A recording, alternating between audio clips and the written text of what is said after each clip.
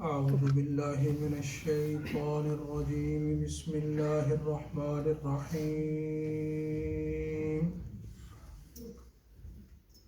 الذين يوفون بعهد الله ولا ينقضون الميثاق والذين يصلون ما أمر الله به أن يوصل ويخشون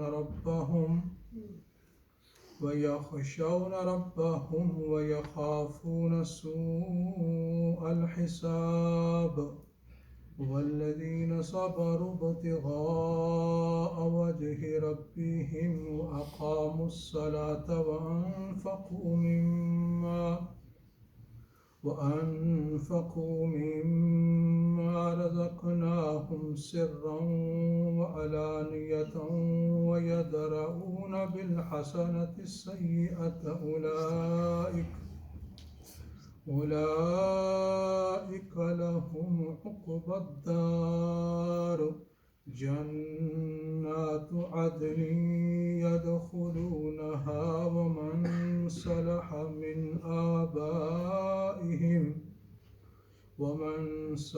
من آبائهم وأزواجهم وذرياتهم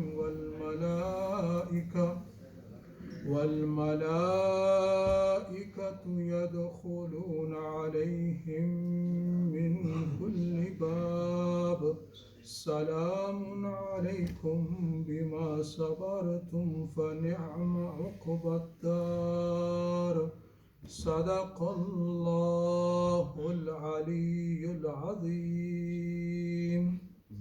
اللهم صل على سيدنا محمد وعلى آل سيدنا محمد كما صليت على إبراهيم وعلى آل إبراهيم إنك حميد مجيد.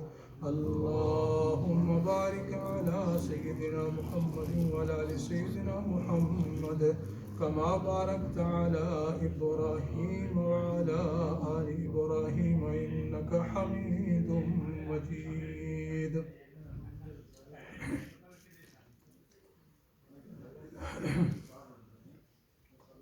My respected young brothers, my elders, my mothers and sisters who are listening downstairs and those who are listening at home.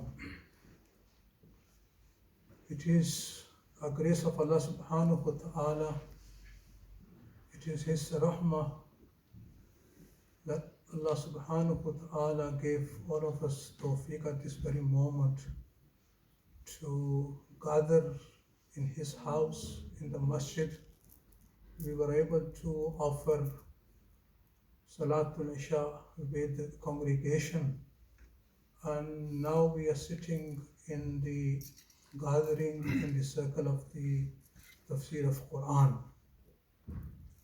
The ulama, they say, a place wherein the pious people, the righteous people are mentioned, a place wherein the mention of the righteous people, the people who fear Allah subhanahu wa ta'ala is taking place, Allah's rahmah descends upon that place and the people. Imagine when Allah subhanahu wa ta'ala Himself is being mentioned, and when His book, the Quran, is being recited, and when His Nabi is being mentioned, how much the rahmah will be descending upon those people. At this very moment, we are very fortunate to be here in the house of Allah and sitting in the gathering of the tafsir of Quran. You know, if we thank Allah subhanahu wa ta'ala upon these blessings, we cannot really thank Allah subhanahu wa ta'ala. On one occasion, Dawood alayhi salatu wasalam, what he said to Allah subhanahu wa ta'ala? He said, "Oh Allah, whenever I thank you upon the ni'mah and the blessings you have given me, I always feel there is another shukr due upon me." Because the shukr itself is a ni'mat of Allah subhanahu wa ta'ala. When a person gets the ability, tawfiq to do shukr, then this doing shukr is also a ni'mat of Allah subhanahu wa ta'ala, blessing of Allah, that Allah subhanahu wa ta'ala has given him the tawfiq to do the shukr of Allah subhanahu wa ta'ala. The shaitan, when he was rejected from the Jannah, what he said to Allah subhanahu wa ta'ala, because of Adam, because of insan, I have been taken out of paradise. Now Allah give me the permission so I can mislead the human beings. Allah gave him the permission, said, go ahead, you will do it. But he said, oh Allah, due to me misleading the insan, the result will be لا تجد أكثرهم شاكرين. You will not find most of them being thankful to you. So the ulama, they say, in order to overcome shaitan, the best method is to do shukr of Allah subhanahu wa ta'ala at all times. But Allah, I thank you for this. I mentioned this, when a person once, one of my Friday's talk, I mentioned that one person, he approached a pious person. He said, I'm so destitute, I can't, financially I'm very weak, just make a dua for me. So he said, I'll tell you something, if you do it, Allah subhanahu wa ta'ala will open the doors of risk for you. He said, what he said? He said, just go and keep on thanking Allah subhanahu wa ta'ala. Say, oh Allah, I thank you upon this. Oh Allah, I thank you upon this. He said, all day long, just keep on thanking Allah subhanahu wa ta'ala. When you see a blind person, and then say, oh Allah, I thank you, you have given me the vision, I can see, he can't even see. And when you see somebody disabled, to say, Allah, I thank you that, I'm sound, I'm well, I'm healthy, you have given me the health, you have given. So keep on thanking Allah subhanahu wa ta'ala. He kept on thanking Allah subhanahu wa ta'ala. After a while, he comes back. What he says? He said, Allah subhanahu wa ta'ala, because of me doing shukr, Allah opened the doors of risk for me. So, we should always thank Allah subhanahu wa ta'ala, particularly, when we get the chance to do a good deed, when we do a neki, when we come to the masjid, when we get the chance to read the Quran. This is the greatest blessing of Allah subhanahu wa ta'ala one can ever receive from Allah, to do, because a good deed is something that, brings a person, a believer, very close to Allah subhanahu wa ta'ala. And a sin, it drags away one from Allah subhanahu wa ta'ala. So we should always thank Allah subhanahu wa ta'ala, that Allah, I thank you that you have given me tawfiq to offer the prayer. Allah, I thank you that you have given me tawfiq to come to the masjid. The verses which I have recited, in these very verses, Allah subhanahu wa ta'ala is describing the righteous people, and Allah is describing the qualities which they possess, which they adopt. What are these qualities? There is, few qualities have been mentioned. The foremost is that Allah is saying, الَّذِينَ يُوفُونَ بِأَهْدِ اللَّهِ. The people who fear Allah subhanahu wa ta'ala, the God-fearing people, are those, Allah is saying, who fulfill their pledges with Allah subhanahu wa ta'ala.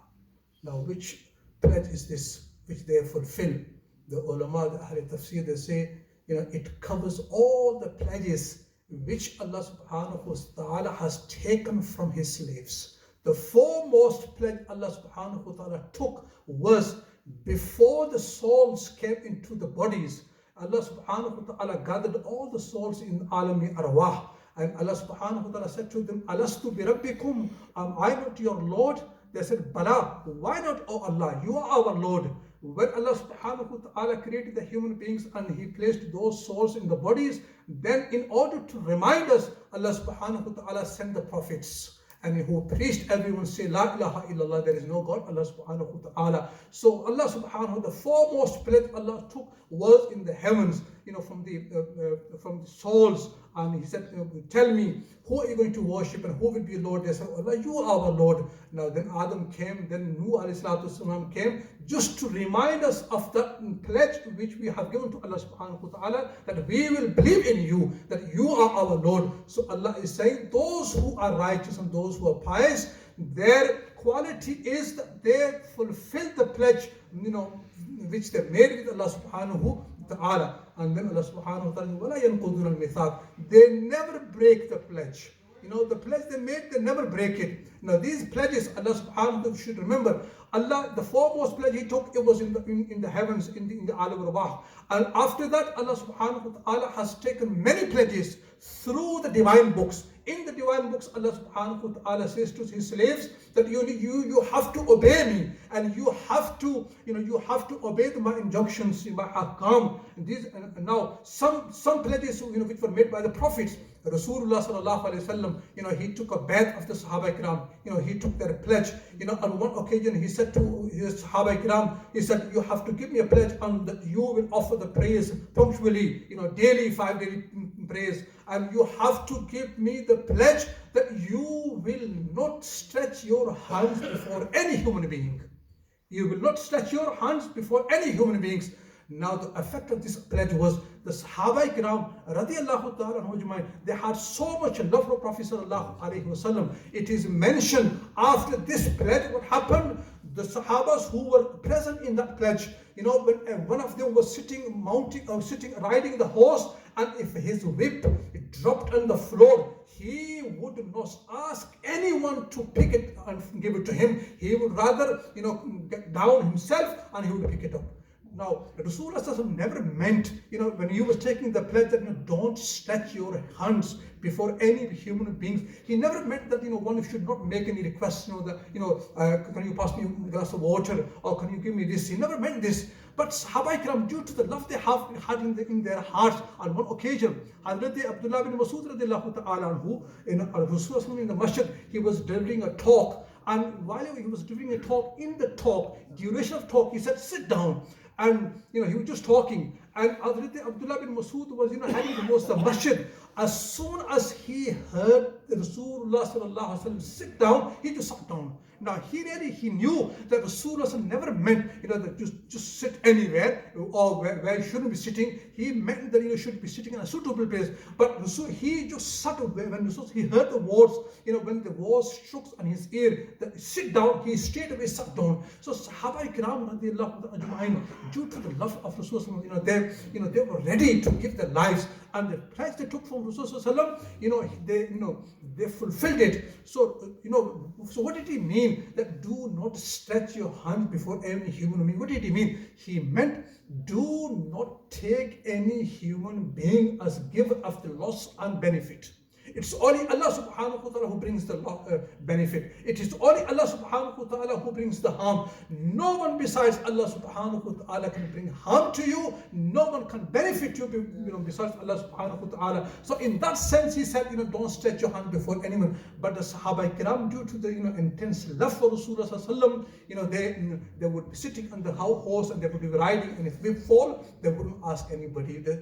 Considering, we pledge to Rasulullah that we will not stretch our hands for help to anyone. So Allah subhanahu wa ta'ala is saying, وَلَا يَنْقُضُونَ الْمِثَاقَ. They never break their pledge which they made with Allah subhanahu wa ta'ala. So Allah subhanahu wa ta'ala made many pledges for us, with us in the Quran, that we have to obey Him. We have to fast in the month of Ramadan. We have to give if the zakat is due. We have to offer the prayers. These are the pledges of Allah subhanahu wa ta'ala. A believer has to fulfill.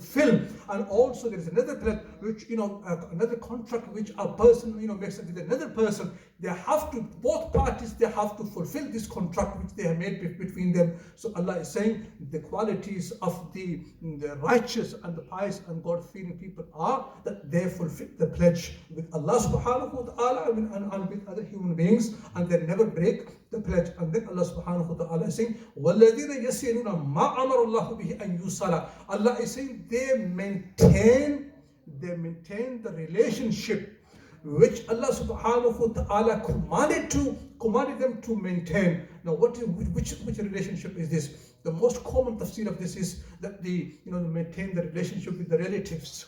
Be good with the relatives, fulfill their rights.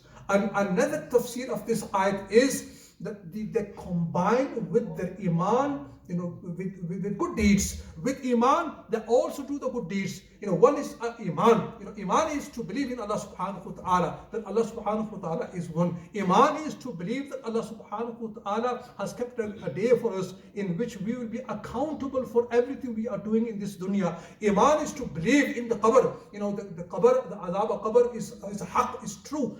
Iman is to believe in the prophets, which have been in the past.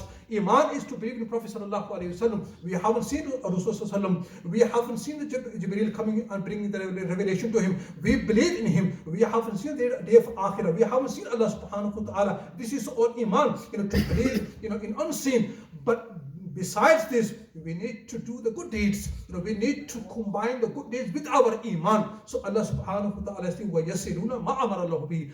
They maintain what Allah subhanahu wa ta'ala told them and commanded them to maintain, meaning being good with the relatives, and also combine with our iman, the good deeds which Allah subhanahu wa ta'ala told us to do. And then Allah subhanahu wa ta'ala is saying, because I'm going a bit old now, I need glasses to me now to see the verses. And then Allah says, وَيَخْشَوْنَ رَبَّهُمْ. And then Allah is saying they fear Allah subhanahu wa ta'ala. Now here the word Allah has used, He said, Allah did not use the word khawf. Allah said, وَيَخْشَوْنَ khashya. What does it mean, khashya? One khawf is when a person faces any beast, any animal, then he fears. What does he fear of? He fears that this animal will attack me physically. He will attack me. Or when a person faces an evil person, and then sometimes he fears. What does he fear of? He fears that physically, I might be insulted. I might be attacked. Now this fear, Allah is saying they fear Allah subhanahu wa ta'ala. This is not the fear which we face an animal and we fear. This fear is something else. This is the fear when we see a child, a student, he fears his sheikh, or he fears his ustaz, or the children, the sons and daughters fear their father. What does it mean? They don't fear because they're going the father is going to harm them, or the spiritual leader is going to harm them. They fear due to the respect, meaning lest we should not do something that displeases them. Similarly, Allah is saying, my righteous slaves, they fear me, meaning they do not do something that displeases me. They always consider that if we do something which will displease Allah, then Allah subhanahu wa ta'ala will seize us with the punishment. So this is the fear, meaning to have respect in our hearts, in the love of Allah subhanahu wa ta'ala, that I shouldn't be doing this, Allah doesn't like it.